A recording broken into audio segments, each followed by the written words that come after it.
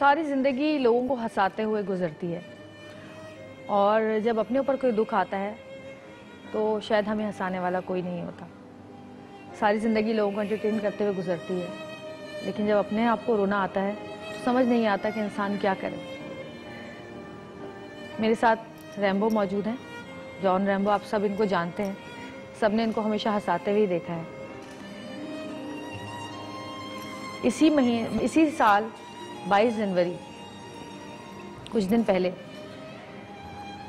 इनकी एक इतनी कीमती चीज़ इनसे बिछड़ गई कि जिसको कहते हैं कि उसका साया जो है बच्चों के सर पर हो, चाहे बाप कितना ही ज़ईफ़ हो।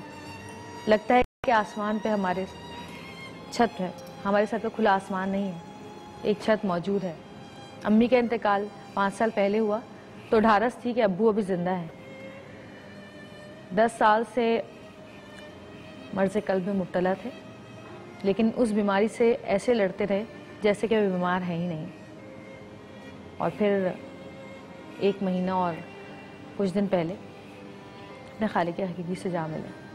मुझे अच्छी तरह याद है रैम्बो का जब फ़ोन आया था जब आपकी अम्मी का इंतकाल हुआ था, 5.5 साल पहले। और जिस तरह रो रहे थे तो सऊद ने रोना शुरू कर दिया था। मैंने कहा हुआ क्या है, ऐसा क्या बोल दिया रैम्बो ने, क्यों रो रहे? बल्कि आपने मुझे पहले फ़ोन किया। अमेरिका थे, हम लोग अमेरिका थे, और उन्होंने सिर्फ हमें कहा कि मुझे तुम लोगों की बड़ी शदीद ज़रूरत है इस वक्त। हम ऐसे वक्तों में फिर दोस्त ही याद आते हैं। हाँ, और जो करीबी होते हैं। तो मुझे याद है कि मैं सऊद को डांट के कह रहा था कि तुम अमेरिका बैठे क्या कर रहे हो। हाँ। तुम्हें यहाँ होना चाहिए था। मैं अम्मी चली गई हैं और मैं अकेला हूँ। तो वो भी फिर वो रोने लग पड़ा। और लेकिन अम्मी के जाने के बाद ये था कि अब्बू को देख के ना तो इतनी ज़्यादा वो नहीं फील होता था, तो हम अब्बू को बहलाने में लगे रहते थे कि कोई गल नहीं, क्या है, दूसरी शादी करा दूं, इस तरह का मजाक मैं अब्बू से बहुत करता था। तो लेकिन जब अब्बू चले गए तो फिर एकदम ना, फिर अम्मी की कमी भी महसूस होना शुरू हो गई बहुत ज़्यादा। एकदम मतलब पहले नहीं था, एक चला जाए एक रहे तो हौसला रहता है, लेकिन जब दोनों चले जाते हैं तो फिर लगता है कि मतलब ज़िंदगी में बड़ी शूटिंग्स की हैं, बड़ा काम किया है, कई दफ़ा डेथ सीन अपने भी करवाए हैं, माँ बाप को भी मरते हुए और रोते हुए से बड़ा कुछ देखा है। लेकिन जब अपने हाथों से अपने वालिद को नहलाया है, बड़ा मुझे पहले होता था कि मुर्दे को मैं नहीं देख सकता या उस पोजीशन में, लेकिन जब अपने ऊपर आई तो अब वालिद साहब थे। अब ये टाइम भी ऐसा होता है कि दोबारा अब नहीं आता, और बेटे का फ़र्ज़ होता है कि वो फिर गुस्ल जब दिया तो मेरी इतनी हिम्मत नहीं थी कि मैं पूरा गुस्ल देता। तो मैं ना उनका सर पकड़ा हुआ था ऐसे, तो मैं देखे जा रहा था कि यार ये मतलब ये टाइम भी आना है कि जिनकी वजह से आज मैं यहाँ हूँ।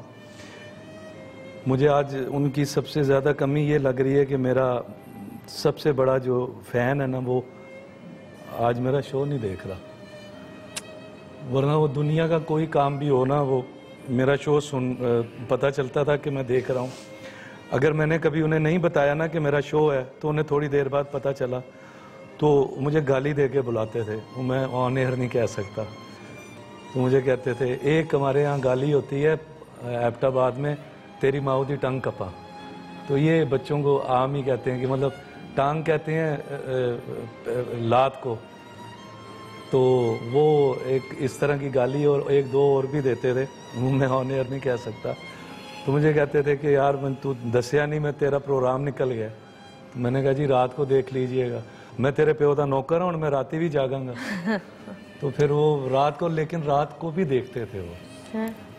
तो वो जो टाइम था जब गुस्ल दिया, कब्र में अपने हाथों से उतारा, 2-3 से और भी रिश्तेदारों के कब्र में उतारे थे, लेकिन वो कुछ नहीं था। लेकिन जब अपने बाप को कब्र में उतार के मट्टी डाल के आया हूँ ना, तो फिर लगा कि मैं पूरी दुनिया दफन करके आ गया हूँ अपनी। वो बड़ा एक मुश्किल वक्त होता है। और बस अल्लाह ही है जो हिम्मत देता है कि आप इतनी प्यारी और इतनी कीमती चीज़ को, जिनको आप सोच भी नहीं सकते कि मतलब उनको कोई तकलीफ़ हो तो आपको फ़ौरन वो आप उनके आगे पीछे हो जाते हैं, जी क्या चाहिए, कुछ चाहिए, उनको आप मनो मट्टी के नीचे आप दबा के आ जाएं, ये बड़ा मुश्किल होता है, बड़ा मुश्किल होता है। कोई ऐसा टाइम, कोई ऐसा वक्त जब बहुत नाराज़ हुए अब्बा? नहीं, मैं सबसे बड़ा हूँ और मुझसे बड़ा प्यार करते थे अम्मी अब्बू दोनों, मेरे मामू, मेरी खालाएं, क्योंकि मैं सबसे बड़ा था पूरी फैमिली में ही, अपने नानके में भी और अपने फादर की तरफ से भी ना मैं सबसे बड़ा था। अम्मी मेरी बहन भाइयों में बड़ी थी और अब्बू अपने भाई में बड़े थे, एक ही भाई हैं उनके। तो मैं बड़ा लाडला था, मुझे कभी कोई ऐसी बात नहीं, लेकिन एक बात मैंने बड़ी दफ़ा हर इंटरव्यू में कही है कि वालिदा की जो है वो दुआएं तो लगती हैं, वालिदा की बद्दुआ कभी नहीं लगती। वालिदा अगर बद्दुआ दे भी दे ना तो वो कभी भी अल्लाह नहीं सुनता, लेकिन वालिद की दुआ और बद्दुआ बड़ी जल्दी लगती है। तो अल्हम्दुलिल्लाह कोई बद्दुआ तो नहीं ली, दुआएं ली हैं अपने वालिद साहब से। तो मैंने ये बड़ी दफ़ा की है कि मैं कुछ नहीं कर रहा था, मैंने FA भी कर लिया, BA भी कर लिया, फारिग घूम रहा था, मुझे सिर्फ एक्टर बनने का शौक़ था। तो मुझे दोस्त यार मुझे बहुत जलील करते थे कि तुम्हारे वाले साहब काम करते हैं, तुम अभी तक, तुम्हें कुछ सोचो, कुछ करो, क्या करोगे, इतने ग्रेजुएशन भी कर लिया, अब क्या करना है? तो मैंने कहा मैंने एक्टर बनना है। तो कहते हैं तुम्हारा दिमाग ख़राब है, ऐसे कोई एक्टर बन जाता है? तो एक दफ़ा मुझे पूछते हैं कि हाँ भाई क्या करना है, हिंद को बोलते थे, तो क्या करना है? मैंने कहा जी मैंने तो यही काम करना है, मैंने TV में जाना है। मुझे कहते हैं यार देख ले, सोच लो, पक्की बात है? मैंने कहा जी मैंने यही काम करना है। मुझे कहते हैं अच्छा चलो जो करना चाहते हो अल्लाह तुम्हें कामयाब करे। 15 दिन के अंदर अंदर मुझे गेस्ट हाउस मिला और 1-1.5 महीने बाद गेस्ट हाउस ऑन हुआ तो मैं पूरे पाकिस्तान में मशहूर था। ये वाले साहब की दुआ मुझे, जब उन्होंने दिल से मुझे कहा, पहले नहीं, जब उन्होंने इजाज़त दे दी तो मैं 15-20 दिन के अंदर अंदर मुझे ड्रामा भी मिल गया, 1-1.5 महीना हुआ, हिट भी हो गया उनके सामने। कोई ऐसी चीज़, कोई ऐसा रिग्रेट कि काश मैंने ये किया होता, काश मैं ये करता, काश मैं ये वक्त गुजार सकता, कुछ ऐसा है दिल में? वो तो बहुत सारे अब ख्याल आते हैं। मैं यही कहता हूँ जिनके माँ बाप जिंदा हैं वो ज़्यादा से ज़्यादा कोशिश करें कि उनके पास रहें। अब जैसे अब आपको तो पता ही है, आप घर आना जाना है, तो वो कभी मेरे पास रहते थे, कभी पिंडी छोटे भाई के पास। तो स्पेशली मेरे पास रमज़ान और ईदें ज़रूर मेरे पास ही करते थे पिछले 12-13 साल से। लास्ट टाइम भी मुलाकात हुई थी। तो वो जब सुबह मुझे काम पे जाना और रात को वापस आना, या दिन में हम बैठ के अपना हंसते खेलते रहते थे वो अपने कमरे में, तो वो मुझे ख्याल आता है कि वो जो टाइम हम आपस में गुजारते थे वो भी उनके पास ही बैठना चाहिए था। हालांकि वो आते थे हमारे साथ बैठते थे, पता ही है, तो लेकिन वो ज़्यादा देर बैठ नहीं सकते थे, फिर चले जाते थे, यार तुम लोग गप्पे शप्पे मारो, मैं लेट जाता हूँ। तो कमरे में लेटे रहना। और पिछले 10-12 साल से जब से अम्मी फौत हुई है ना, तब से वो एकदम ही उन्होंने अपना आप छोड़ दिया और बहुत ज़्यादा वो, उनकी नींद भी ख़त्म हो गई थी। तकरीबन 1.5 या 2 घंटे वो सोते थे, तो सारी रात नमाज पढ़ते रहना और दिन रात बस यही अल्लाह अल्लाह करते रहे। और हमारे लिए भी इस उम्र में भी वो रात को नवाफिल पढ़ते थे, मेरे नाम के, मेरे बच्चों के, मेरे भाई के, भतीजों के, भांजों के नाम के नफल पढ़ते थे। ये हमें पता चला है आखिरी दिनों में, जब 1-2 महीने पहले। तो मैंने कहा जी दुआ करें ना, काम वाम ज़रा ऊंच नीच होती रहती है।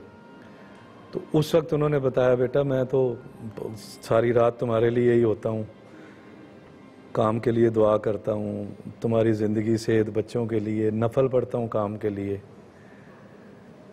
तो अब अकेले काम करना है, अब पीछे कोई नहीं है, पहले दुआएं थी। तो अब बड़ा मुश्किल सा लग रहा है, क्योंकि आपको पता है ये फील्ड कैसी है।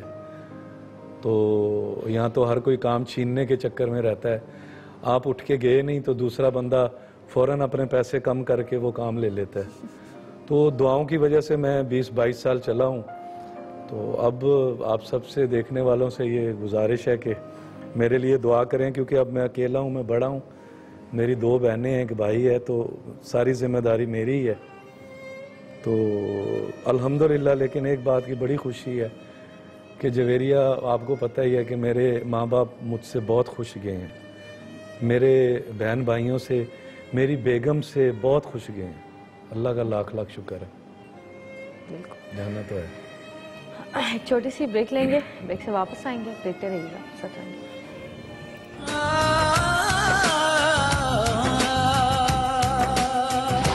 साया भी साथ जब छोड़ जाए, ऐसी है तन्हाई, रोना चाहूं तो आंसू ना आए, ऐसी है तन्हाई।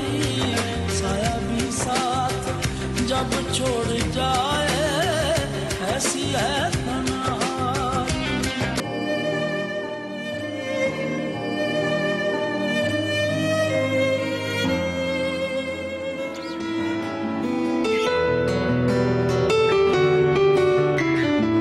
याद तो आती होगी, दिल दुखाती होगी, याद तो आती होगी, दिल दुखाती होगी, मेरी तस्वीर तुम्हें रोज रुलाती होगी। एक ऐसी हस्ती, एक जिंदगी का ऐसा असासा जिसके जाने के बाद सिर्फ उनके ही रिश्तों को नहीं, बल्कि बहुत सारे लोगों को ऐसा लगा जैसे उनके सर से एक साया चला गया, एक छत चली गई। Doctor Mohammad Ali Shah, orthopaedic surgeon, Pakistan का नाम रोशन करने वाले, लाखों लोगों को सेहत और तंदुरुस्ती देने वाले। सिर्फ यही नहीं बल्कि पाकिस्तान में रह के पाकिस्तान के लिए बहुत कुछ करने की कोशिश की और बहुत कुछ किया भी। पाकिस्तान की क्रिकेट को फ़रोग़ दिया।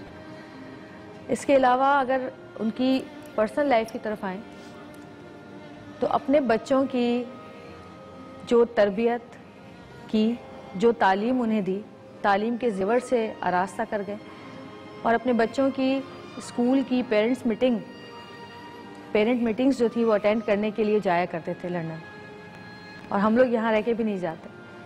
ऐसा बाप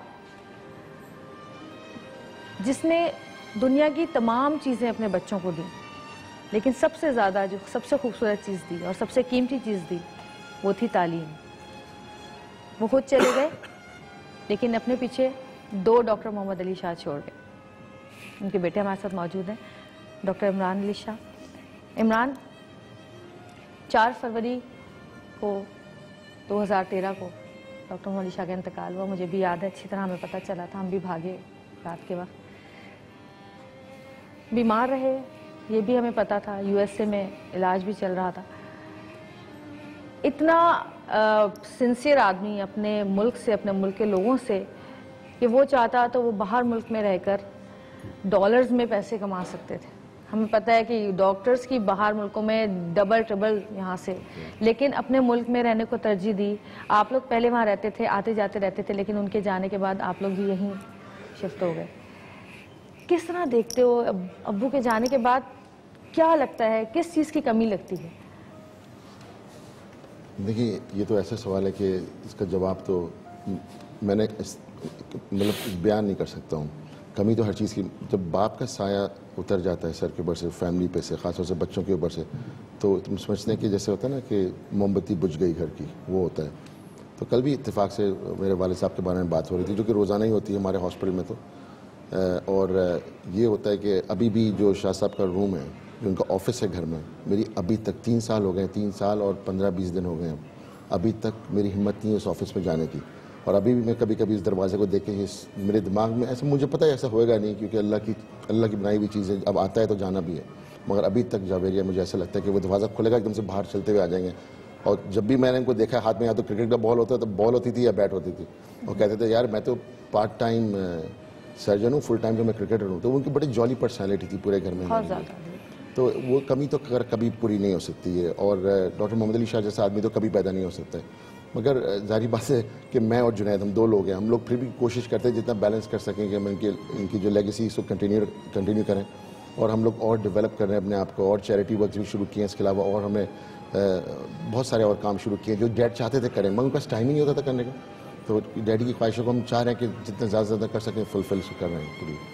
अम्मी की ज़्यादा ख्याल रखने लगे होंगे अब? जाहिर बात है, ऑफ कोर्स अम्मी ने सबसे ज़्यादा इफेक्ट तो अम्मी हुई हैं इसके अंदर, और क्योंकि डायबिटिक भी हैं वो, तो she is going through a terrible time at that moment. और मेरे ख्याल से हमको अभी सिर्फ 4 या 6 महीने हुए हैं उस बबल से निकले हुए बाहर के। अब हमें थोड़ा सा सब्र हुआ है कि हमारे इतना बड़ा लॉस हुआ है, मगर आज तक यानी कि कल भी मैं जब क्लिनिक कर रहा था तो मेरे पास एक पेशेंट आया भागता हुआ, रो मुझे गले से लिपट गया और रोना शुरू कर दिया। मैंने कहा भाई क्या हो गया, खैरियत तो है, क्या हो गया, कोई प्रॉब्लम है, कोई मसला है? पेशेंट कहेंगे नहीं मुझे आपके अभी तक फादर की याद आती है। मतलब इतने साल बाद में, 3 साल हुए हैं, कहते आपके फादर ने मेरे वालिद पे आज से 25 साल पहले ऑपरेट किया था। तो ये तो मेरा हफ्ते में 1-2 दफ़ा इस तरह का मरीज मेरे पास ज़रूर आता है जो चिपट जाता है आगे, मुझे रोना शुरू कर देता है। तो शाह साहब की तो पर्सनैलिटी बड़ी टचिंग थी। जब वो किसी से मिलते थे तो वो उससे नहीं मिलते थे, उसकी रूह से मिलते थे, हमें ऐसा फील होता था। बिल्कुल। तो वो वैक्यूम तो कभी भी फिल नहीं हो पाएगा, मगर we are trying our best. और कोशिश करते हैं हम कि उनकी जो ख्वाब थे वो हम पूरा करें। बहुत सी ऐसी चीज़ें थी वो नहीं कर पाते थे, जैसे छोटी सी एग्जांपल दे रहा हूँ, जैसे ग्राउंड की सीटिंग हो गई या लाइट्स हो गए या हॉस्पिटल को मॉडर्नाइज करना हो गया, ये उनके पास टाइम ही नहीं होता था। कहते थे आई विश के 24 घंटे घंटों के दिन में अगर 24 घंटे और होते तो शायद मैं थोड़ा और काम कर लेता। तो वाकई काम तो बहुत, बल्कि मैंने काफ़ी लोग उनके पास भेजा जिनमें बहुत सारे लोग ऐसे थे जो कि अफोर्ड नहीं कर सकते थे। कोई ड्राइवर था, कोई कुछ था, तो उन्होंने बिल्कुल भी उन्होंने कहा भाई भेज दो, कोई मसला नहीं है, फ्री ऑफ कॉस्ट उन्होंने उनका इलाज किया। और मेरी अपनी मुमानी का बेटा था, बहुत ज़्यादा उसका हैवी वेट था। वो क्रिकेट, जब मैं उनको जानती नहीं थी, मैं जब की बात करें, वो क्रिकेट खेलते हुए गिर गया, छोटा था 11-12 साल का, और उसकी बैक में कुछ प्रॉब्लम हुई। तो जितने डॉक्टर्स को दिखाया उन्होंने कहा कि ये अब ज़िंदगी भर चल नहीं सकेगा। और फिर डॉक्टर साहब के पास लेके गए, डॉक्टर शाह के पास, और उनसे ये कहा, मैं भी वहाँ पे थी, और तो पहली मुलाकात मेरी वो थी उनसे। अच्छा। तो मैं मुमानी भी रो रही थी, और मैं तो कह रहे भाई रोने की बात नहीं है, अभी मैं जिंदा हूँ, मैं चला के दिखाऊंगा। और माशाल्लाह वो बच्चा बिल्कुल ठीक ठाक है, खेलता भी, कनाडा में रह रहे हैं वो लोग, और आज तक उसकी चाल में ज़रा सा टेढ़ापन भी नहीं आया। उसको देख के लगता ही नहीं कि उसको कभी ऐसी कोई प्रॉब्लम भी थी। बिल्कुल जावरी, ये बिल्कुल सही बात की, क्योंकि असल में अब तो खैर मेडिकल एजुकेशन बहुत इम्प्रूव हो गई पाकिस्तान में, मगर प्रॉब्लम ये है कि इन द अर्ली डेज ख़ास तौर से मेडिकल एजुकेशन और मेडिकल एथिक्स जो सबसे ज़रूरी है। आदमी पढ़ लिख तो लेता है किताब से और इलाज भी कर लेता है अच्छा, मगर सबसे मेन चीज़ होती है एथिक्स, किस तरह आप पेशेंट के साथ पेश आएंगे। मरीज़ जब अस्पताल में आता है खुशी से नहीं आता, वो कभी भी, वो कोई होटल नहीं है, रेस्टोरेंट नहीं है, हमेशा परेशान आता है। तो ये सोच के इलाज करना चाहिए। और शाह साहब ने हमेशा मुझे और जुनैद को यही ट्रेन किया गया है कि इस तरह ट्रीट करो जैसे तुम्हारा कोई अपना आ रहा है। अगर तुम डॉक्टर नहीं हो तो तुम कैसा फील करते हो अस्पताल में जाके, क्योंकि 100% ट्रस्ट होता है डॉक्टर के ऊपर जब भी किसी भी स्पेशलिटी है, सिर्फ ऑर्थोपेडिक्स एंड ट्रॉमा है, तो इसलिए वो ट्रस्ट को कभी ब्रेक नहीं करना चाहिए। कहते हैं कि डॉक्टर्स जो होते हैं वो बहुत सारे अपने सामने ऐसे हादसा देखते हैं तो उनका दिल जो है वो सख्त हो जाता है। तो क्या ऐसा होता है कि उनका इतना दिल सख्त हो जाता है कि अपने के किसी जाने पर भी उनका दिल नहीं पिघलता? क्या ऐसा है? ऐसी कोई बात नहीं है। जो पर्सनल लॉस होता है फैमिली का वो तो अनइमेजिनेबल होता है। और मुझे एक बात का बस एहसास हुआ शाह साहब के इंतकाल पे, वालिद साहब के इंतकाल पे, कि मुझे ऐसा लगा कि अल्लाह ने जैसे हमारी आंखों के सामने पर्दा डाल दिया हो कि ये तबीयत, मैं इसको मानने के लिए तैयार नहीं था कि मेरे फादर की तबीयत इतनी ख़राब है, क्योंकि हम लोग तो इतनी जानें बचाते हैं रोज़ाना। कल भी मेरा मरीज़ आया था, कटी हुई टांग के साथ मैंने लगा दी, मुझे पता होता कि बच जाएगी टांग या जान बच जाएगी इस मरीज़ की। तो हमें एज अ ट्रॉमा सर्जन मुझे जान बचाने की आदत हो गई है। अब कोई जब मरीज़ मेरे हाथ से निकलता है, सारी बात होता है ऐसा, तो मुझे यकीन नहीं आता कि ऐसा कैसे हो गया। शाह साहब के साथ ये था कि क्योंकि इनका हीमोग्लोबिन लेवल्स, जो ब्लड लेवल्स होते हैं, बहुत लो होते चले जा रहे थे, मगर अल्लाह ने ऐसा हमारे आंखों के आगे पर्दा डाला। हम आखिरी 2 दिन से, इनके इंतकाल से 2 दिन पहले हम लोग कबाब पराठे खा रहे थे टेक्सास में, ह्यूस्टन में, और मैं 100% श्योर था कि ये सही हो जाएंगे। I was 100% sure. और मुझसे उनके याद है क्योंकि मेरी वालदा जो हैं वो छोटे डंबल्स नहीं होते जिससे मसल्स एक्सरसाइज करते हैं, बेड में लेटे हुए थे और बस एक्सरसाइज करते हैं कि बस मुझसे कहते मानी कहते हैं मुझे घर पर, मानी साहब बस ये मेरा इलाज हो जाए, 1 हफ्ते बाद 2 हफ्ते बाद। वो भी हम इतना पॉजिटिव, कभी उन्होंने शो नहीं किया कि वो तबीयत खराब है, कहते बस मैं जरा बस ये 1-2 हफ्ते का इलाज है, मेरा सही हो जाऊँ, फिर कराची चल रहे हैं और फिर यार रमज़ान टूर्नामेंट अरेंज करना, ये करना वो करना। तो हम लोगों को फील नहीं होने देता, क्योंकि एज ए डॉक्टर मुझे नज़र आता था कि सब कुछ गलत हो रहा है, मतलब उनकी तबीयत ख़राब हो रही है, मगर मुझे ऐसा फील नहीं हुआ। तो इसलिए मेरे लिए बहुत मुश्किल एक्सेप्ट करना, जैसे हर बच्चे के लिए जो अपने वाले से प्यार करता है या अपनी वालदा से प्यार करता है, उनके लिए एक्सेप्ट करना बड़ा मुश्किल हो जाता है कि वो दुनिया में नहीं है। तो हमारे साथ भी यही हुआ था, जुनैद के साथ भी ये हुआ था और अम्मी के साथ भी यही हो रहा है और मेरे ख्याल से होता ही रहेगा। एक बात मैं डिसएग्री करता हूँ लोगों की कि लोग कहते हैं वक्त के साथ सब्र आ जाता है, इस मामले में सब्र नहीं आता, एटलीस्ट मेरे साथ तो नहीं आया सब्र, तो बाकी लोगों के साथ आ जाता, मगर मेरे साथ अभी वो वक्त नहीं आया कि मैं कहूँ ठंडी सांस लेके हाँ सब सही है। शायद हमारा प्रोफेशन ऐसा है कि मैं भी वही प्रोफेशन में हूँ जो मेरे वाले साहब थे, इसी तरह मैं मरीज़ देखता हूँ कि जो उनके पुराने मरीज़ थे वो मेरे पास भी आते हैं, मेरे भी नए मरीज़ हैं, तो शायद ये भी वजह है कि मुझे सब्र नहीं आ रहा। मगर कहते हैं ना रोलर कोस्टर राइड, कभी ऊपर कभी नीचे, कभी ऊपर कभी नीचे। सही कह रहे, सब्र नहीं आता, बिल्कुल सही है, सब्र नहीं आता कभी भी।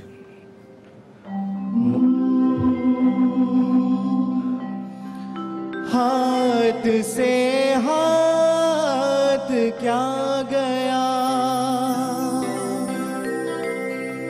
दिल तेरे साथ क्या गया, तेरा जाना तो मेरे जीवन में एक हलचल मचा गया। हाथ से हाथ क्या गया, दिल तेरे साथ क्या गया, तेरा जाना तो मेरे जीवन में एक हलचल मचा गया। प्यार दिल में समा गया, सारी रस्में भुला गया, क्या कहूँ मैं कि मेरी राहों में एक नया मोड़ आ गया। हाथ से हाथ क्या गया,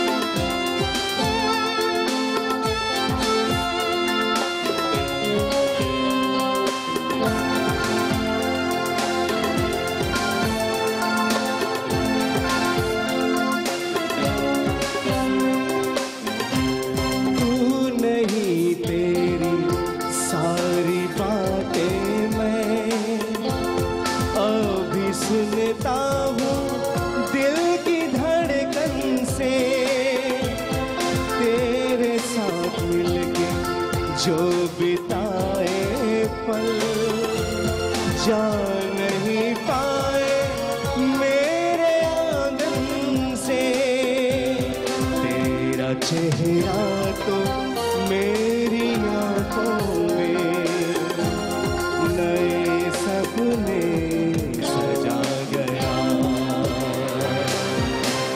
प्यार दिल में समा गया, सारी रस्में भुला गया,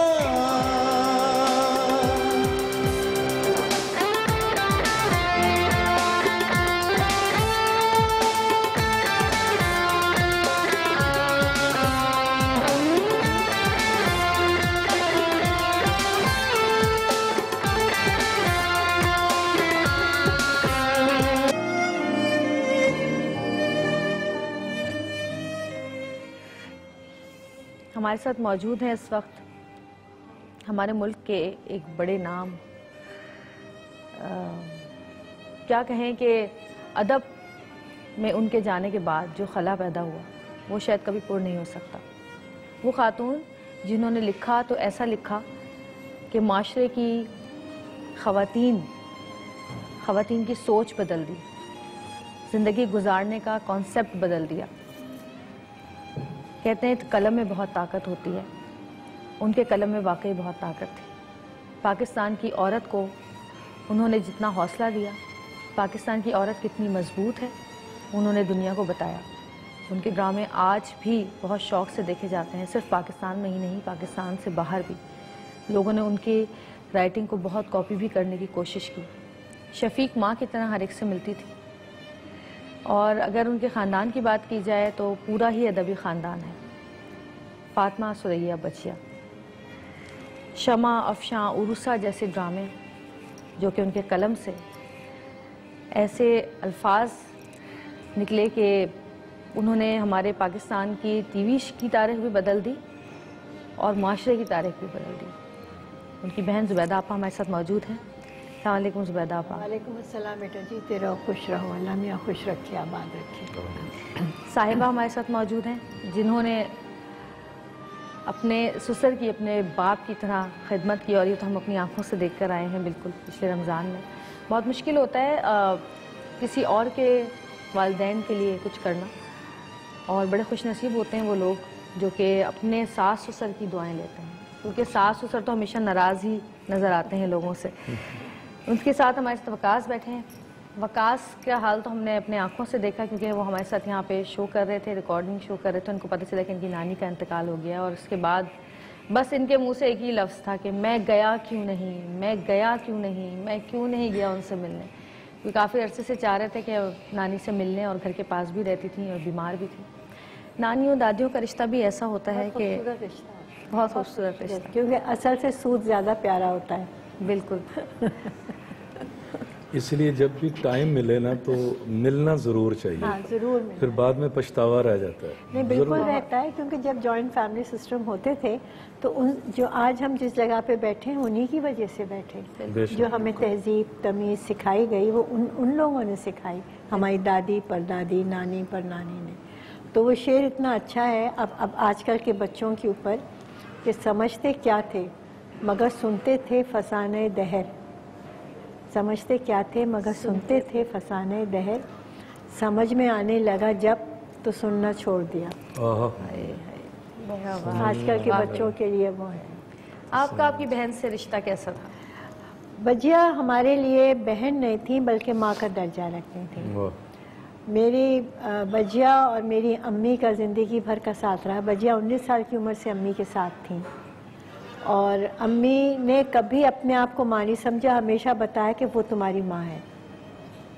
तो हमने बजिया को हमेशा माँ की नज़र से देखा, और मैं खुद सोचती हूँ कि इतना सेल्फलेस आदमी मैंने ज़िंदगी में औरत कोई नहीं देखी जितनी बजिया थी। और बजिया जब बीमार हुई हैं, जो जिसमें गई हैं, मेरा ख्याल है अल्लाह मियाँ ने उनको इसीलिए ये फालिज कर दिया था कि वो कभी तो किसी की खिदमत लें। ज़िंदगी भर उन्होंने दूसरों की खिदमत की, अपने लिए कभी नहीं सोचा। अगर 2 निवाले होते थे तो वो 2 निवाले लोगों को खिला देती थी, खुद भूखी रहती थी। उनका ये था कुछ। और मैंने ऐसे देखी नहीं कोई औरत जैसे बजिया थी। हालांकि मेरी बहन थी, तारीफ़ करना भी इतना अच्छा नहीं लगता, लेकिन मैं कहती हूँ कि ऐसे लोग दुनिया में सदियों में भी पैदा नहीं हो सकते जैसे कि बजिया थी। ना उनमें कोई फ्रस्ट्रेशन था, ना उनमें कोई वो था कि मुझे भी ये चाहिए वो चाहिए, कुछ नहीं। हमारे बच्चों को अपने बच्चे समझ के पाला, हम बेफिक्र होकर छोड़ जाते थे। जब आते थे तो 2-2 नए फ्रॉक भी साथ मिलते थे जो सी के दे देती थी कि उनको ये पहना देना। तमीज़, तहजीब, खाने के आदाब, बैठने के आदाब, लोगों बस हैरान थी कि उनका घर ऐसा लगता था क्या बड़े लोगों घरों में रश होता होगा जो उनके घर में था। हर आदमी अपनी काम लेकर आता था, और वो रात के 11 बजे भी उस आदमी के साथ निकलती थी, उसका काम करवा के वापस आती थी। आजकल कहाँ है ऐसे? आजकल ऐसे लोग नहीं हो सकते, बिल्कुल नहीं हो सकते। और अल्लाह ने उनको जितनी ज़िंदगी में इज़्ज़त दी उतनी ही मरने के बाद भी थी। हर आदमी उनके लिए ऐसा रो रहा था जैसे उनकी अपनी को चला गया। हर आदमी उनके लिए अच्छे अल्फाज था। हमारे यहाँ आंखें बंद होते लोग बुराई ढूंढने लगते हैं कि इसमें ये खराबी थी, इसमें ये ऐसी बात नहीं थी। हज़ारों आदमी उनके जनाजे में थे जिनको हम पहचानते भी नहीं थे और लोग रो रहे थे कि हमारा सरपरस्त चला गया। ये बहुत बड़ी बात नसीब होते हैं वो लोग जिनकी जाने के बाद हर कोई अच्छाई करे, अच्छाई बहुत कम हर लोग कोई होते याद हैं। करे और हर आंख से आंसू आंसू निकले। बहुत बड़ी बात होती है, बहुत बड़ी बात। और जैसे जवेरिया आपने कहा कि बहुत मुश्किल होता है कि अपने शौहर के वालदैन के साथ अपने माँ बाप जैसा सलूक करना, बड़ी बात कर लेता है। लेकिन जवेरिया जो वालदैन अपने बच्चों की तरह समझें तो उनके लिए इतना मुश्किल नहीं होता। बिल्कुल, क्योंकि उन्होंने मुझे बिल्कुल अपनी बेटियों से बल्कि ज़्यादा, बेटियों को तो वो डांट देते थे, मुझे तो कभी डांटा भी नहीं उन्होंने। वो मेरे से तो वो डरते थे, कहते तुम मियाँ बीवी से मुझे बहुत डर लगता है। डर नहीं था, वो प्यार करते डर थे। वो ऐसा कि जाहिर है खाने पीने में थोड़ा सा हम करते थे कि उनको हार्ट का भी प्रॉब्लम था इनके फादर को और शुगर का भी था, तो वो अक्सर रमज़ान हमारे यहाँ गुजारा करते थे। तो मैं उन्हें वैसे छुपके कुछ ना कुछ थोड़ा बहुत तो खिला देती थी लेकिन एक दफ़ा मेरे बच्चों ने उनको पकड़ा कि उन्होंने दस्तरखान बिछाते हैं अफ्तारी में, आपको तो पता ही है, तो उन्होंने 2 पकौड़े जो हैं वो मैट के नीचे छुपाए हुए थे। पकौड़े खाने का बहुत तो शौक। आज तक वो बच्चे वो याद करके कि दादा अबू ने ये किया था, दादा अबू ने ये किया।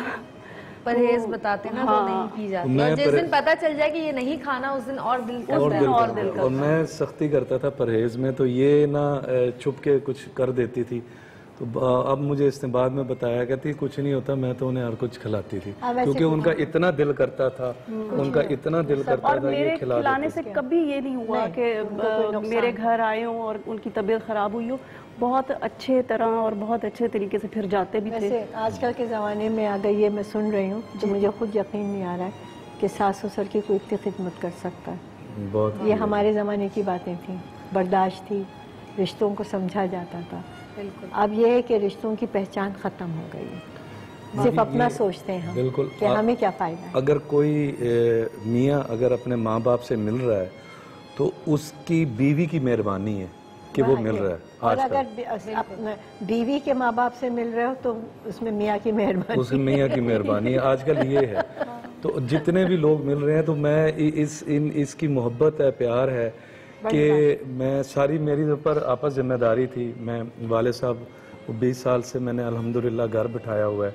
जब से मैंने काम शुरू किया तो मैंने उनको काम नहीं करने दिया। तो मेरी जिम्मेदारी थी, मैं सबसे बड़ा हूँ, मेरा छोटा भाई भी है, उसके भी बच्चे हैं। तो वो कानों से माजूर है, डबल स्टोरी से गिरा था, उसके कान बंद हो गए हैं। तो वो उस वक्त 12-13 साल का था। तो डॉक्टर साहब के पास भी मैं लाया था, उसकी ये बाजू भी ना इतनी खुलती है, पूरी नहीं खुलती। तो सब मेरी ही जिम्मेदारियाँ हैं। तो मैंने जाना तो मैंने वालिद साहब को मैंने कुछ खर्चा ना ऐसे करके पकड़ाना। तो ये इसके मुंह की तारीफ नहीं है, ये मुझे कहती थी आपने क्या दिया, मैंने कहा इतने पैसे दिए हैं, डबल करें, आपने इतने क्यों दिए हैं। तो ये बड़ी बात है। बहुत बड़ी बात। तो मैं इनसे ये कहती थी कि इनके अब्बू को कभी इनसे मांगना ना पड़े, गुनाह होता है कि उनके मांगने से पहले इन्हें कर देना पहले चाहिए। तो आजकल लोग ये नहीं सोचते और पता है क्या, बाद में फिर बड़ी तकलीफ होती है जब माँ या बाप चले जाते हैं ना, फिर आपको बड़ा दुख होता रिश्ते है, दोबारा नहीं मिलते, फिर पछतावा रह जाता है। बहन भाई माँ बाप के बात रिश्ते बताऊं कभी जवेरिया कि अगर कोई बच्चा अपने वालिदैन के साथ का इखलाक सही नहीं है, बदतमीजी करता है, मिलता नहीं है, खाने को नहीं पूछता, आजकल ऐसा होता है। मेरे पास मरीज ऐसे आते हैं, कभी कभी ज़्यादा उम्र है, 90 साल की है, 50 मतलब 95 ईयर ओल्ड है, आदमी है, औरत है, कहते हैं हाँ डॉक्टर साहब। मैंने कहा देखो इनकी जान को खतरा है, हम ऑपरेट तो कर रहे हैं, मगर इनकी एज ऐसी है, दिल बंद हो सके, हाँ सही है, देखा जाएगा, कोई मसला नहीं है। मुझे तो हम लोग जाते हैं, मिलते हैं कि मैं तो अपने बाप का सोचता हूँ, अपनी माँ का सोचता हूँ कि अगर मेरी माँ या बाप की तबीयत खराब हो तो इसी तरह मिलना। शाह साहब ने को ये बताया था भाई इस तरह इलाज करो जैसे तुम्हारी माँ लेटी हुई है, तुम्हारा बाप लेटा हुआ है, जब तुम इंसिजन देने जाओ, ऑपरेट करने जाओ, तो तुम्हारा जिस तरह तुम इलाज करते हो तुम्हारा एटीट्यूड चेंज हो जाएगा पेशेंट से बात करने का। और ऐसे बहुत से बच्चे होते हैं, मेरे ख्याल से महीने में एक तो आता ही ऐसा है हमारे पास, कि बेटियाँ आती हैं कहती हैं हाँ डॉक्टर साहब देखा जाएगा, कोई मसला नहीं करेंगे। मुझे बड़ा ऑकवर्ड फील होता है, मैं कहता हूँ माय गॉड, क्योंकि कोई वाली बात है ना, एहसास लोगों का कम हो गया है और काफ़ी हद तक बहुत से लोगों का तो ख़त्म नहीं हो गया। अभी हमारे अस्पताल में जो आपने नाम सुना होगा, सायरम बर्नी जो है ये ह्यूमन राइट्स वाले, एक मरीज़ को लेके आई, जो बता पाए उसकी एज थी 75 ईयर और 80 साल की, उसको कचरा कुंडी से निकाल के लेके आए उसको। उसके ऊपर फीसी से लेटरिन पड़ी हुई थी, सिर्फ इसलिए प्रॉपर्टी पेपर्स की वजह से। उसके हिप का फ्रैक्चर था, चलने फिरने से वो, मतलब कचरा कुंडी में जहाँ पे कचरे को फेंकते हैं आप, बड़े बड़े केएमसी के नहीं बने वो, she was extracted from there. जो आई थी उसके ऊपर मतलब सब टॉयलेट वगैरह था उसके ऊपर, मेरे को साफ किया, रिहैब की, वो माशाल्लाह चल फिर रही है। वो मर जाती 3-4 दिन में, कितने दिन रह सकता है आदमी, पड़े पड़े कितने दिन जिंदा रहते हैं। तो ये हालत सभी बच्चों ने कचरा कुंडी में भेजा। पिछले साल इनके फादर हॉस्पिटल में थे, तो वो उन्होंने खुद देखा, उनके पास 4 डॉक्टर थे, हम थे, सब रिलेटिव्स थे, और उनके साथ वाले बेड पे कोई बुजुर्ग छोड़ गए और वो दोबारा बच्चा लेने नहीं आए। लड़का दवाई लेने गया, उसका बेटा वो वापस नहीं आया, वो 4 दिन बाद फोत हो गए, तो दफनाया भी किसी ने। ऐसे भी हैं। इनके अब्बू ये देख रहे थे, जाहिर है साथ वाले वो बेड पे थे, तो इतनी इनको दुआएं दी हम लोगों को, सबको। वैसे बजिया का भी यही था कि बजिया तो हर उनका जो दस्तरखान था वो खलीफा हारून रशीद का दस्तरखान होता था। वो बजिया नहीं भी होती थी तो लोग आके खाना खा के चले जाते थे, और उनके सर्वेंट को डांटते थे कि आज मटन क्यों नहीं पकाया, डांटते थे कि हम लोग खाने आए थे। तो एक बजिया हम लोग ले गए खाना बजिया के लिए रात में पका के, तो एक साहब आ गए, तो बजिया ने कहा, अरे मेरा बेटा आ गया, मेरा बेटा आ गया, तुम लोग क्या मेरा ख्याल करते हो, जो ये बच्चा करता है, मैं जहाँ जाऊँ मुझे ले जाता है, मेरा काम करता है। हम लोग खुश हो गए कि चलो इनके बेटे बने हुए, तो कह लेंगे देखो इसको ये बहुत पसंद है, तुम जाके जल्दी से ये बना दो। मैंने और कोई 1-2 चीज़ें बनाई उन्हीं के घर में, मेज़ लगाई, सब किया कि बजिया के बेटे आए जो उनके बहुत काम करते हैं। हम लोग के खातिर उन्होंने पूरी एक कहानी बना ली कि हम लोग कहीं वो ना हो कि हम मिलने आए थे, बैठने आए थे, और ये कौन आ गए, हम अब बात भी नहीं कर सकते। मेज़ पे हम लोग जब बैठे खाना खाने, भूल गई, बोली बेटे तुम्हारा नाम क्या है? बिल्कुल नए साहब थे वो, नए थे वो। नए। तुम्हारा काम क्या है? वो फाइल लेके आए थे बजिया से साइन करवाने। भूल गई कि पूरी कहानी हम लोगों के लिए बनाई थी। बोली बेटे आपका नाम क्या है? मैंने कहा तो आपके बेटे बने हुए। बोली मैं तुम लोगों की खातिर बोलूं। कि वो बोलेंगे किसको बुलाया।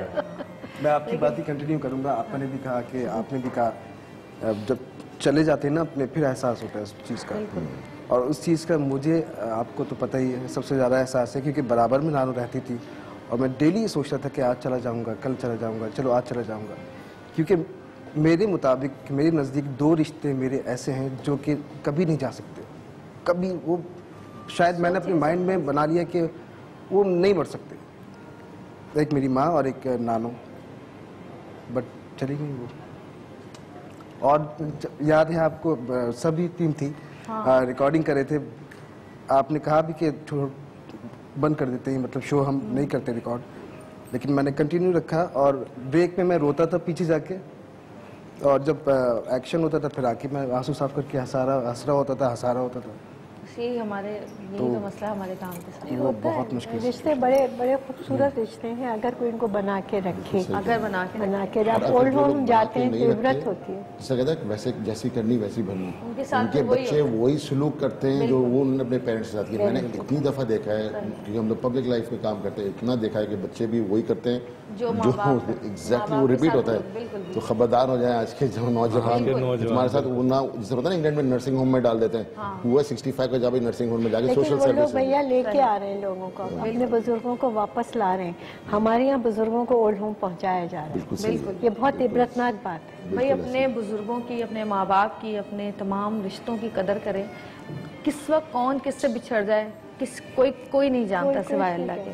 छोटी सी एक ब्रेक लेंगे, ब्रेक से वापस आएंगे। देखते रहिएगा सतरंगी।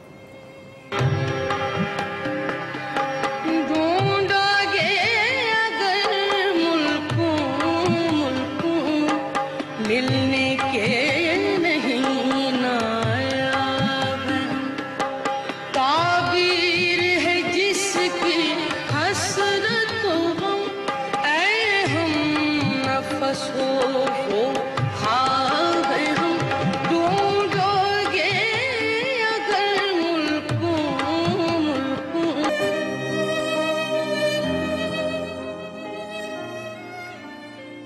हमारे वो प्यारे रिश्ते जो हमारे साथ ऐसे जुड़े होते हैं जैसे हमारी सांसें, और उन्हीं रिश्तों को अक्सर हम बहुत इग्नोर कर देते हैं। हम उनके साथ बैठते नहीं हैं, उनसे मिलते नहीं हैं, उनके पास जाते नहीं हैं, क्योंकि हमारे सोच में ऐसा होता ही नहीं कि वो कभी हमसे बिछड़ भी जाएंगे, कभी हमसे अलग भी हो जाएंगे। हमें पालते हैं, पोसते हैं, बड़ा करते हैं, चाहे वो हमारे माँ बाप हों, चाहे बहन भाई हों, नाना नानी हों या दादा दादी हों। मेरी दादी ने मुझे बहुत प्यार से रखा, बचपन से मैं उनके पास रहती थी। हम एक जान दो कालिब थे। मैं अमेरिका में तकलीफ़ में होती थी या किसी भी मुल्क में, उनको फ़ौरन पता चल जाता था, फ़ौरन फ़ोन करवाती थी। मैं बैंकॉक गई, वहाँ मेरा एक्सीडेंट हुआ और मेरे ख्याल 6 दिन से मेरी उनसे बात नहीं हुई थी। ठीक एक्सीडेंट वाले दिन ही उन्होंने फ़ोन करके मेरा कुछ पाया। मेरे बेटी पैदा हो रही थी, उनको टाइम तो नहीं पता था कि किस टाइम पे बच्चा पैदा होना है। मैं तो अमेरिका में थी। उनका फ़ोन आया कि मेरा दिल घबरा रहा था। बहुत दुआएं की उन्होंने मेरे लिए, बड़ी मन्नत उठाई, मेरी शादी की मन्नत, मेरी बेटी की मन्नत। माँ बाप भी बहुत करते हैं इंसान का, मेरी माँ ने भी बहुत किया, मेरे बाप ने भी बहुत किया, लेकिन उनकी बात मैं इसलिए यहाँ पर कर रही हूँ क्योंकि जिस पोते की उन्होंने मन्नत उठाई थी, पर पोते की, उसको वो देख भी नहीं सकी। मैं अमेरिका में थी तो मुझे उन्होंने स्काइप पे मैं बात कर रही थी और मैं स्काइप पे इतना बात करती थी, वो बहुत चाहती थी कि मैं उनसे बात करूँ, क्योंकि वो टाइम वहाँ पर ऐसा होता था, रात का और दिन का हमारा होता था कि हमें बाहर निकलना होता था, कभी मॉल जाना है, कभी डॉक्टर के पास जाना है, कभी घर के काम है। तो मैं उनसे कहती थी कि अम्मा जी अभी करती हूँ मैं आपसे बात ना, थोड़ी देर बाद करती हूँ अम्मा जी। कहती थी जब मैं ये टीवी वाला फ़ोन करती हूँ तो मुझसे बात ही नहीं करती है। मैं कहती थी अम्मा जी मैं करूँगी, आपसे बात करूँगी। फिर एक दिन उन्होंने मुझे कहा कि मुझे कहने लगी देख मेरे पास ज़्यादा वक्त नहीं है, बस तू अब जल्दी आ जा। मैंने कहा हाँ मेरे बेटे का पासपोर्ट बनेगा तो मैं आऊँगी ना, वहीं मुझे इसको गोद में लेना है, बस फ़ौरन आ जाओ। मैंने सबसे कहा सब मेरा दिल घबरा रहा है और मुझे अब वापस जाना है, जबकि ठीक ठाक थी बिल्कुल। सऊद ने कहा अब 4 दिन के बाद तो फ्लाइट है तो चले जाएंगे, 4 दिन तो रह गए। मैंने कहा नहीं मुझे तो आज ही जाना है। और मैं बहुत लड़ी सोच, और सऊद ने कहा कि जवेरिया नहीं हो सकती इतनी जल्दी, मैं कहाँ से फ़्लाइट करूँगा। और उसी दिन रात को मुझे फ़ोन आया है कि अम्मा जी का इंतकाल हो गया। और वो टाइम ऐसा था कि बस मुझे तो, मैं तो होश ही नहीं था ना, लेकिन मेरा बेटा भी पैदा हुआ था और सिजेरियन था। और जब हम उसके बाद फ़्लाइट ली, 2 दिन पहले की ही ली, लेकिन जब हम आ रहे थे जहाज़ में और कमज़ोरी बहुत होती है ज़ाहिर है बच्चे के बाद, और दूसरा बेबी था, तो कमज़ोरी से ना और भूख से मुझे मतली सी फील हो रही थी ना। तो 2-3 दफ़ा वो खाना ला चुके थे, क्योंकि मुझे ये पता था कि मेरी दादी की वहाँ पर मैयत पड़ी है और मैं वहाँ जाऊँगी, देखूँगी, उसके बाद उसको दफनाएंगे।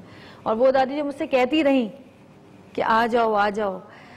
और जब मैंने वो निवाला खाना शुरू किया है, मैं हमेशा ये बात करती हूँ कि मैं जब वो निवाला खाना शुरू किया है और मेरे मुंह में खाना गया है, तो उस वक्त मैं सोची थी कि अल्लाह हम लोग कितने बेबस लोग हैं कि मेरी जान से ज़्यादा प्यारी जो हस्ती थी वो मर चुकी है और उसकी मैयत पड़ी और मैं खाना खा रही हूँ। मतलब जिंदा रहने के लिए सब कुछ करना है, हमने कुछ करना पड़ता है। मगर बेटा हमारे यहाँ के जो रिवाज हो गए हैं वो बहुत गलत हैं। हमारे यहाँ डेड बॉडी पड़ी होती है तो लोगों को फिक्र होती है खाना कहाँ से आएगा, कब लगेगा, और लोग लेके गेट से बाहर निकलते हैं और देखें आना शुरू हो जाती हैं और दस्तरखान पिछले। अभी परसों दरसों किसी ने बात की है कि बात हो रही थी कि पुराने ज़माने की शादियों की, कि पुराने ज़माने की शादियों में बिरयानी, जर्दा, कोरमा होता था, तो किसी ने एकदम से बोला कि अब जो है ना ये मैयतों में और सोयम में होता है। हाँ बिल्कुल यही। और फिर शिकायत होती है कि गोश्त अच्छा नहीं था और चावल नरम हो गए थे। की भी कैसा ज़र्फ होता है कि जो ऐसे मौकों पे खाने की बात कर देते हैं कि मुझे ये नहीं मिला, मुझे ऐसे नहीं पूछा गया। मैयत में मैंने देखा है कि बड़ा ट्रेजेडी टाइम होता है। घर वालों के लिए तो सब कुछ चले गया ना, जो लोग आते हैं, विजिटर्स आते हैं घर, उनके लिए तो इतना नहीं होता। मैं घर वालों उसमें देखता हूँ कि मेरे इनफैक्ट जब मेरे दादा का इंतकाल हुआ था तो माय फादर वाज क्राइंग। हम सब बहुत अपसेट थे, मेरे दादा का इंतकाल हुआ था तो उधर भी मुझे अच्छी तरह याद है, वो छोटा बचपन था मेरा, मुझे अच्छी तरह याद है कि 3-4 लोग दूर में बातें कर रहे थे, हंस रहे थे, तो बड़ा बुरा लगता है इस वक्त। तो लोगों को इसका ख्याल रखना चाहिए जब किसी मैयत में जाए तो हंसना, मुस्कुराना, लतीफ़े बाजी ये सब नहीं करना सकते। वो बड़ा सैड मोमेंट होता है, किसी का उतना बड़ा लॉस हुआ है फिर रिवर्स नहीं मार सकते। चले जाते हैं ना तो फिर एहसास होता है, मुझे आज एहसास होता है कि मैंने उनको टाइम क्यों नहीं दिया। शादी की बात तो मैं गई नहीं, वो इतने कहती थी रहने आ जाओ रहने आ जाओ, मैं एक दिन रहने नहीं गई। अब बहुत तकलीफ होती है और ये भी सोचती हूँ कि जब उनका इंतकाल हो रहा था तो सबको क्या सोच रही होंगी वो, मेरे मुझे सब उनके पास थे। वो बेटे जो रूठे हुए थे, नाराज थे, पूरी दुनिया उनके पास थी सिवाय उसके जिसको वो। ये सारी बातें आपको जरूरी है अपने बच्चों को बताना ताकि बच्चे आगे जाके ख्याल रखें। विकास तुम्हारे साथ भी यही हो सकता है। सॉरी रोने की बात कर रहे हैं, मेरे वालिद साहब के जनाजे में 10 मोबाइल निकले हैं और उसमें मेरा भी मेरे भाई का मोबाइल चोरी हुआ था, याद है जब हम लोग ये ऐसे अब ये ग्रुप आते हैं, उन्हें पता होता है कि रश वाले जनाजे में, रश वाली शादी में अब मेरी क्या पोजीशन होगी, उसने मेरा भी निकाला उस बंदे ने, मतलब हाँ मैं फोन कर रही थी, मैंने कहा किस फोन दिल का बंदा होगा तुमने वो? मुझे नहीं, जालिम लोग जालिम हो चुके मगर वो हैं, घूम फिर के अल्लाह दिखाता है ऐसे लोगों को, ऐसों को नजर आता है, हमें नहीं पता चलेगा उसको कहीं ना कहीं अम्मी के कुछ ना कुछ। जनाजे में डाकू आ गए थे औरतें। हाँ, और वो गलत उसमें आ गई। अम्मी का था असर और मगरिब, और इस्लाउद्दीन हॉकी प्लेयर, उनकी माँ का था जोहर और असद। वो सब इस्लाउद्दीन का घर समझ के यहाँ आ गई थी। दुनिया में क्या लोगों को मरना नहीं है, मैं तो हैरान होती हूँ, इन लोगों का दीन ईमान सब खत्म हो चुका है। पैसा क्या है यार, लोग 2 वक्त की रोटी खा के भी जिंदा रह सकते हैं। लेकिन मैं फिर कहूँगी कि जितने आपके बुजुर्ग लोग जिंदा हैं घरों में, खुदा के वास्ते उनके पास दिन में आधा घंटा ही बैठ जाया करें, और ये बाद में आप लोगों को पछतावा नहीं होगा। हफ्ते में महीने में भी आधे घंटे चले जाएं, ऐसे मैं लोगों को जानता हूँ, अभी दादियों से नहीं मिलते, अभी नानियों से नहीं मिलते, मैं कहता हूँ भाई तुम जाके मिल लो उनसे, कुछ पता नहीं है भाई ये इस कदर बुरी तरह तड़प रहा था उस दिन। वकास, अम्मी ने तुम्हें कुछ कहा? अरे अम्मी नाराज तो नहीं हुई? मेरे पास मिस कॉल आई हुई थी काफ़ी सारी। जब मैंने फ़ोन उठाया तो मुझे पता चला कि नानू की डेथ हो गई। मैं जब घर गया तो जाहिर सी बात है मम्मी भी समझती हैं काम है, लेकिन मैं उनकी शक्ल अभी तक नहीं देख सका। दफना भी दिया उनको, सब कुछ हो गया, पर देख नहीं सका उनको। वो 2 महीने सोचता रहा देख चला जाऊंगा, लेकिन सब कुछ हो गया, मैं देख नहीं सका, आखिर तक नहीं देख सका। तो ये पूरी ज़िंदगी शायद मुझे गिल्ट रहेगा कि यार चला जाता काश। तो वाकई में जिन के बुजुर्ग हैं घर पे, तो वो लोग आधे घंटे भरे, आपने जो कहा महीने में आधे घंटा देते हैं उनको, महीने में आधा घंटा देते हैं, रोजाना नहीं, पॉसिबल नहीं, प्रैक्टिकल नहीं है रोजाना, क्योंकि पछतावा महीने में आधा घंटा। हमारे तो साथ ही रहे सब, मेरी परनानी, दादी, नानी, अम्मी, फुफियाँ, सब साथ रहते थे। छोटा सा हम लोग कॉलोनी में रहते थे, लेकिन ऐसा लगता था जैसे ये घर महल है, ये कोई छोटा घर नहीं। मोहब्बतें इतनी थी, सब साथ खाते थे, चाहे चटनी रोटी हो, सब साथ खाते थे। भाई अपने रिश्तों की कदर करें। आजकल के तो औलादें इतनी बिजी हो गई हैं कि अब माँ बाप को नहीं पूछते। वही हम लोग माँ बाप सुबह इतने उठते बिजी हो गए हैं कि औलादों को नहीं पूछते। नहीं, सुबह उठते थे हम जवेरिया तो जाके आदाब करते थे, झुक के आदाब अम्मा जान, आदाब आप, नानी को आपा जान कहते थे। तो हमें दूधो नहाओ, पूतो फलो, अच्छा मुकाम हासिल करो, नेक नसीब हो, दुआएं रोज मिलती थी। अब ये है कि बच्चे सुबह उठते हाय मॉम हाय पॉप करते हैं, वो हाय में ही दिन गुजर जाता और टेक्स्ट करते हुए मोबाइल फोन से वो तो कभी हाय भी नहीं करते, शाम तक अपने कमरों में लैपटॉप पे अपने गेम और ये वो। अच्छा जी, एक छोटी सी ब्रेक है, ब्रेक लेंगे, ब्रेक से वापस आएंगे, देखते रहिएगा सतरंगी।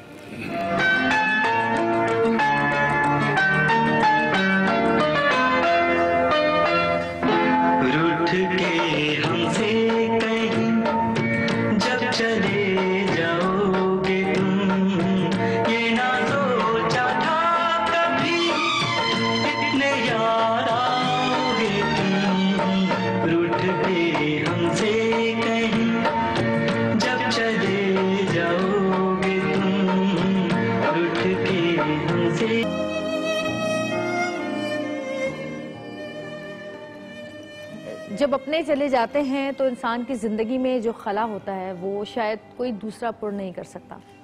बहुत सारे आप लोगों में से भी ऐसे लोग होंगे जिनके अपने अब उनके साथ मौजूद नहीं होंगे।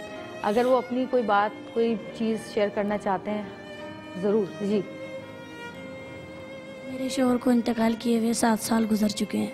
हस्बैंड आपके? जी, मेरे हस्बैंड। मेरे बच्चे उस वक्त छोटे थे, लेकिन उनकी कमी आज भी इतनी महसूस होती है। कोई तकरीब होती है, कुछ होता है घर में, तो यादें सताती हैं। बच्चों को देखती हूँ तो उनका चेहरा नज़र आता है बच्चों में, लेकिन बज़ाहिर बच्चों के लिए हंसना बोलना ऊपर से होता है, लेकिन अंदर की तकलीफ़ वही जानता है जिसके अपने चले जाते हैं। सही बात। बहुत तकलीफ़ होती है ये सोच के कि आज मेरे शोहर बहुत अजीम थे, इस दुनिया में नहीं है,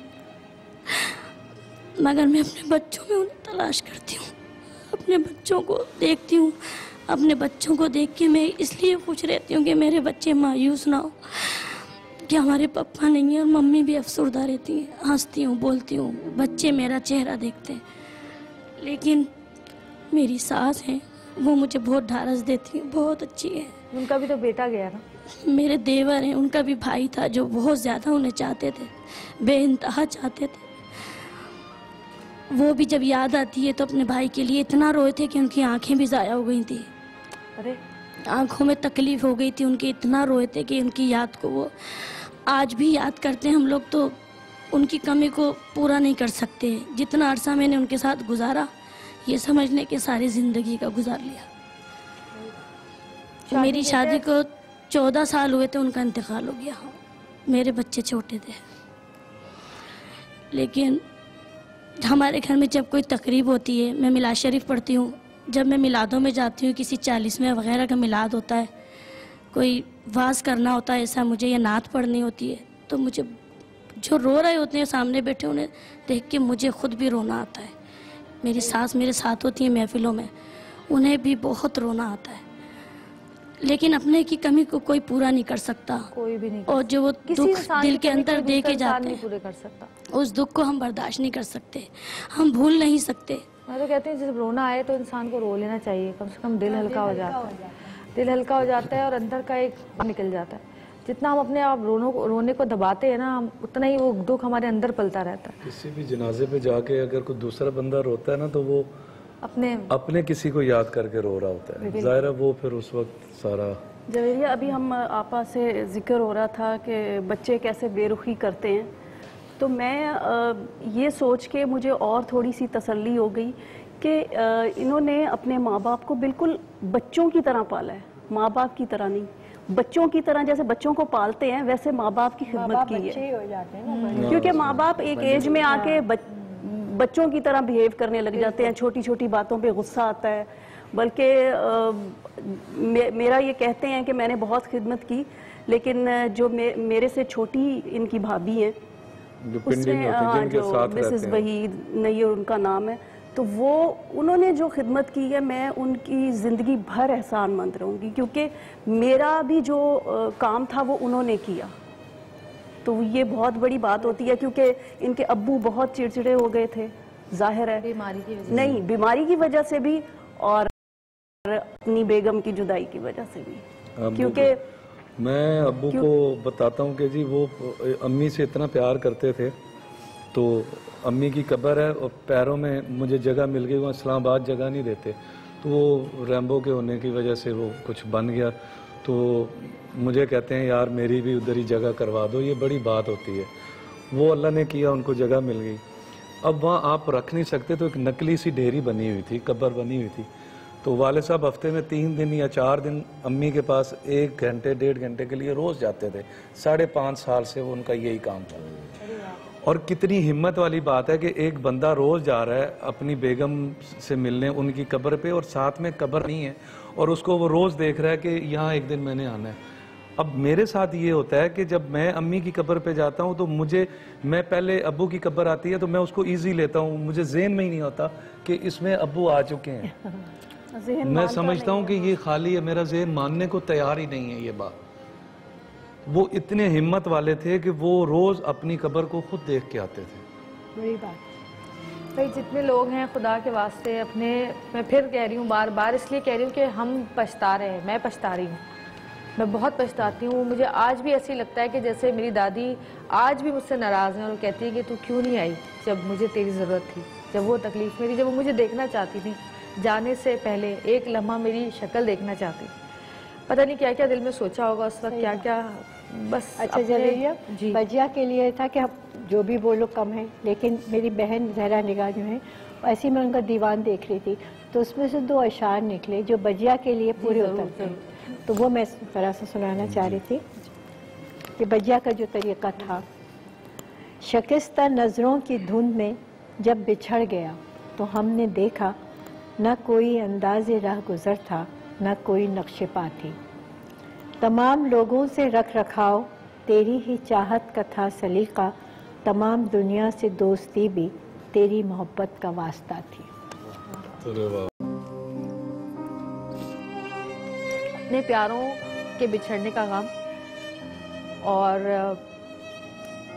उनके लिए कुछ ना करने का पछतावा ज़िंदगी में इंसान को ना कभी सुकून से रहने देता है, ना उनका दर्द कम होता है, ना उनका दुख हल्का होता है। जब याद आते हैं शिद्दत से याद आते हैं, बहुत याद आते हैं। तो कोशिश यही करनी चाहिए हमें कि हमारे आसपास जितने हमारे प्यारे हैं, जिनके लिए हम ये सोचते हैं कि हम इनके बगैर नहीं रह सकते, उन्हें टाइम दें। इंसान को सिर्फ टाइम चाहिए होता है। बहुत सारे लोग ऐसे भी हैं जो ये सोचते हैं कि अम्मी अब्बा को हम महीने के पैसे भिजवा दें, उनको गाड़ी लेके दे देते हैं, उनको घर लेके दे देते हैं। ये सब चीज़ें ठीक है, ये तो एक फ़र्ज़ है, लेकिन कभी भी हमारी औलाद हो या हमारे माँ बाप हो, वो इन चीज़ों से कभी खुश नहीं होते। उनको हमारा टाइम चाहिए होता है, हम चाहिए होते हैं।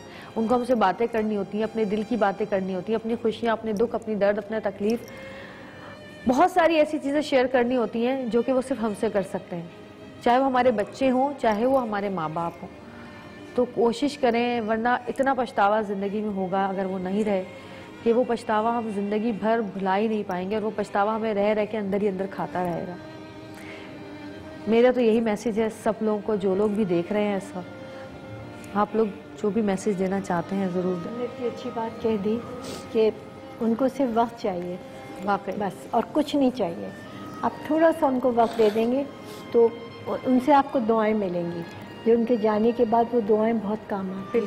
बिल्कुल। ज़िंदगी की राहें इतनी आसान होती चली जाती हैं कि आदमी सोच नहीं पाता कि ऐसे कैसे हो गया ये उनकी दुआएं, वो दुआएं वहाँ से भी देते हैं। बिल्कुल। आज भी हम कोई परेशान होते हैं और कब्रिस्तान से गुजरते हैं, तो हमेशा मैं कहती हूँ बहनों से, अम्मी से कि आप लोग दुआ करें, बस आप लोगों की दुआएं चाहिए।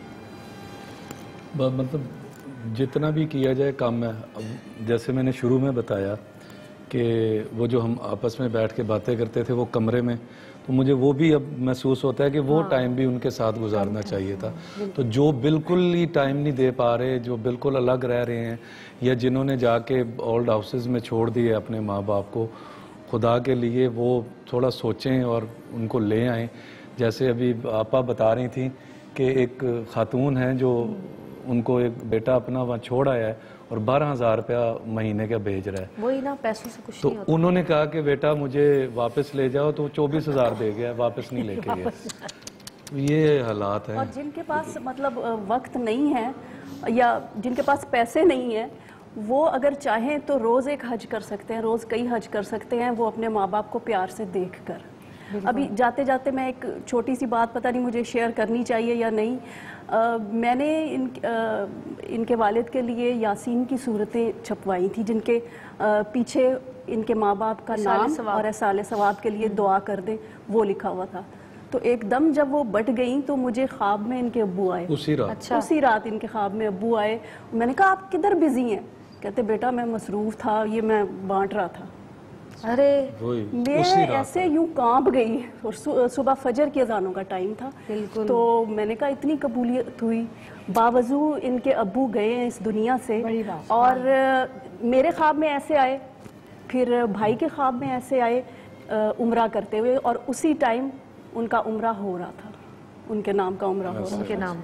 तो ये दो जगह पे ख्वाब में आए और इन हालात में आए हैं, तो वो तो वैसे ही जन्नती लोग हैं। और मैं भी ये दुआ करती हूँ कि अल्लाह ताला हमारा भी ऐसा ही बुढ़ापा हो, क्योंकि जितनी औलाद ने उनकी खिदमत की है, बहन भाइयों ने, रिश्तेदारों ने, मामूओं ने, खालाओं ने, सब ने बहुत खिदमत की है, और मैं बहुत भी प्यार किया। थोड़ी देर पहले ही वो बहुत रो रही थी अपनी अम्मी के लिए, तो मैं यही कह रही थी कि कुछ ऐसा काम कर दें कि उनके नाम का पौधा लगा दें, कोई कुरान शरीफ रखवा दें जो पढ़े लोग, तो हम लोग कम से कम ये करके थोड़ी बहुत, इंसान है ना, अपने आप को थोड़ा इत्मीनान तो देना ही होता है। यही सदका जारिया। पौधे से याद आया, वाले साहब अभी जून जुलाई में ना अपने घर में वो बोरिंग करवा के गए हैं हमारे उधर मुस्लिम टाउन पिंडी में ना। हाँ। पानी की बड़ी कमी है, तो वो दो ढाई महीने ना खुद 24 घंटे उन्होंने टाइम नहीं रखा।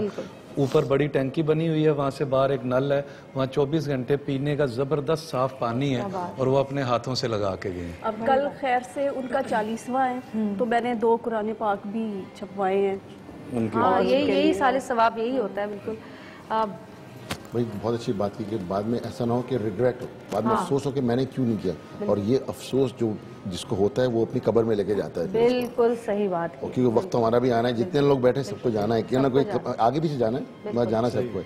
तो अपने बच्चों को इसी तरह की तरबियत देनी चाहिए कि आगे जाके वो हमारा भी ख्याल रखें और उनके बच्चा का। मैं आप सबका शुक्रिया अदा करूंगी, आप लोग आए, आप लोगों ने अपनी फीलिंग्स शेयर की, और हमारे इस शो के करने का मकसद यही है कि खुदारा जितने अपने प्यारे हैं उनको इसी तरह समेट के रखें, अपने पास रखें, जितना टाइम मिले उनके साथ गुजारें। एक टीवी ड्रामा ना देखें 1 घंटे का, उनके साथ बैठ जाएं। और अम्मी मेरी देख रही होंगी और अम्मी सोच रही होंगी खुद तो करती नहीं है, दूसरों को नसीहतें कर रही है। तो अम्मी मैं बहुत कोशिश करती हूँ कि मैं आऊँ आपके पास बैठूँ, अभी परसों ही होकर आई हूँ, और ये टाइम बस यही सुनहरा टाइम है ज़िंदगी का। मुझे पछतावा है इसलिए। अब आपको अपने पास बुला लो। हाँ बुलाती हूँ, अम्मी आती हैं, लेकिन जब वो आती है तो मुझसे नहीं, वो मेरे बच्चों के साथ बैठती हूँ, वो मुझे टाइम नहीं देती, फिर वो अपने नवासियों के साथ होती है। थैंक यू सो मच, बहुत शुक्रिया आप लोगों का। और ये एक मैसेज आप लोगों को दिया है, तो जिन लोगों को ये एहसास नहीं है खुदारा एहसास करें। और अब हम आपसे इजाज़त चाहेंगे, कल फिर मुलाकात होगी, जब तक के लिए अल्लाह हाफ़िज़।